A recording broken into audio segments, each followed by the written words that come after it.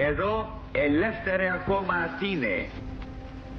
Έλληνες, οι Γερμανοί εισβολείς ευρίσκονται εις τα πρόθυρα των Αθηνών. Αδέλφια, κρατήστε καλά μέσα στην ψυχή σας το πνεύμα του μετώπου. Ο εισβολεύς εισέρχεται με όλας τας προφυλάξεις εις την έρημον πόλην με τα κατάκλειστα σπίτια. Έλληνες, ψηλά τις καρδιές. Προσοχή, ο ραδιοφωνικός σταθμός Αθηνών ύστερα από λίγο δεν θα είναι ελληνικός, θα είναι γερμανικός και θα μεταδίδει ψέματα.